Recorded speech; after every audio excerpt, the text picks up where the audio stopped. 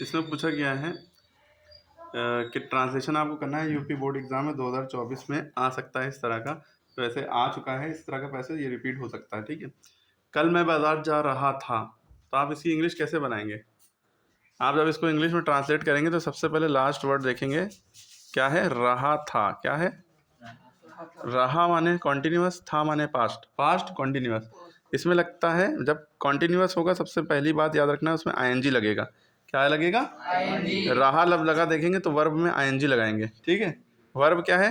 जा रहा था, तो जाने को कहते हैं गो, तो गोइंग तो लगेगा ही लगेगा। था है तो वॉज गोइंग लगेगा, है लिखा होता, रहा है तो इज गोइंग लगेगा। ठीक, इस तरह से आपने समझ लिया। रही बात ये कल, कल मैं जा रहा था यानी बीता हुआ कल, तो उसको यस्टरडे कहते हैं। तो आपके पास चॉइस है कि यस्टरडे आप पहले लिखें सबसे, चाहे आप लास्ट में लिखें, दोनों तरीके से लिख सकते हैं, बीच में नहीं लिख सकते यस्टरडे।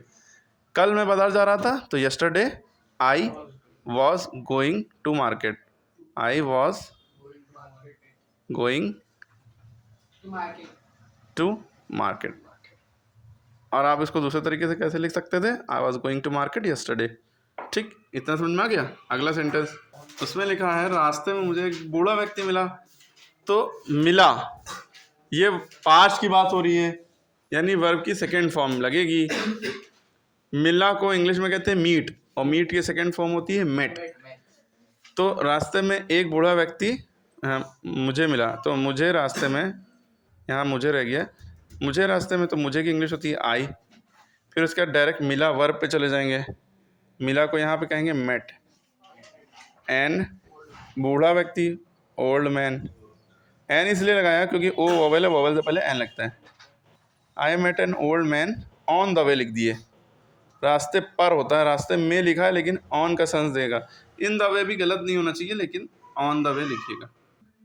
और वो धीरे धीरे चल रहा था, देखिए यहाँ पे फिर वही चीज़, रहा था, रहा है तो कंटिन्यूअस आईएनजी लगेगा, लगेगा। था है तो पास्ट कंटिन्यूस, यानी वॉज वर्ब में से एक चीज़ लगेगी और आईएनजी लगेगा। आईएनजी किस में लगेगा? चल रहा था, चलने को इंग्लिश में कहते हैं वॉक, यानी वॉकिंग लगेगा। वो धीरे चल रहा था, वो की इंग्लिश होती है ही। फिर यहाँ चले गए पास्ट में, यहाँ पहले से यहाँ दूसरे नंबर पे, ही वॉज क्या चल रहा था? वॉकिंग, चलने को कहते हैं walking slowly, he was walking slowly.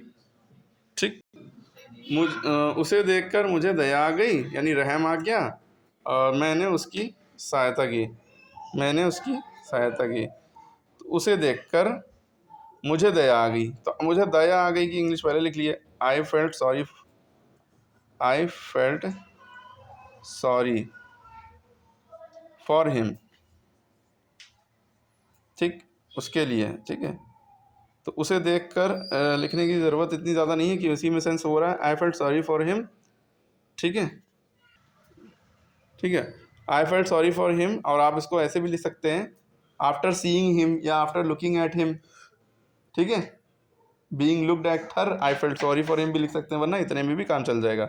I felt sorry for him इतना लिखा, मैंने उसकी सहायता की। आई और की, यानी कि की के बाद की थी, सेंस दे रहा पास्ट का, सिंपल पास्ट का, तो सहायता करने को इंग्लिश में कहते हैं हेल्प, तो उसकी सेकेंड फॉर्म लगेगी आई हेल्प्ड, इसकी यानी कि हिम।